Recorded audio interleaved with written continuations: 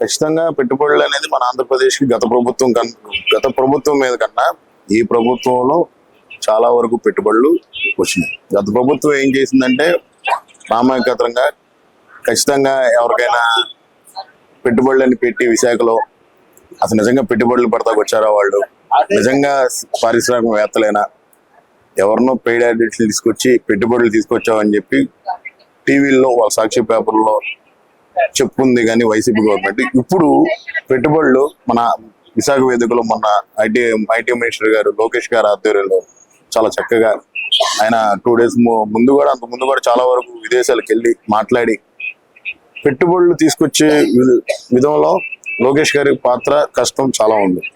ఇప్పుడు ఆ విశాఖ నగరానికి వస్తున్న పెట్టుబడులు ఏవైతే ఉన్నాయో, కంపెనీలు ఏవైతే ఉన్నాయో, గూగుల్ కానీ, కాగ్నిజెంట్, టీసీఎస్ ఇటువంటి కంపెనీలకి ప్రభుత్వం తరపు నుంచి ఇచ్చిన భూములు ఏవైతే ఉన్నాయో వాటి లీజు అతి తక్కువ ధరకి ఇచ్చేశారని చెప్పి మాజీ ముఖ్యమంత్రి జగన్మోహన్ రెడ్డి గారు హైకోర్టులో ఒక పిటిషన్ వేశారు.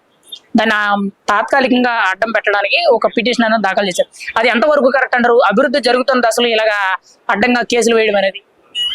ఖచ్చితంగా జగన్మోహన్ రెడ్డి అభివృద్ధిని అడ్డుకుంటాడు. ఎందుకంటే అతను చేయడు, అతను అభివృద్ధి అనేది ఎప్పుడు చేయలేదు. 5 ఏళ్ళు మ్యాండేట్ ఇచ్చినప్పుడు ఆంధ్రప్రదేశ్ ప్రజలు జగన్మోహన్ రెడ్డిని సీఎంగా చేస్తే జగన్ ప్రభుత్వంలో అభివృద్ధి అనేది శూన్యం ఆంధ్రప్రదేశ్లో. అతను చేయలేదు కదా, ఎవరైనా చేస్తే ఈష్ ఖచ్చితంగా ఉంటుంది ఆయనకి. ఏ పనికైనా ఆయన మంచి పనికి ఎప్పుడు ఆయన స్వాగతించడు.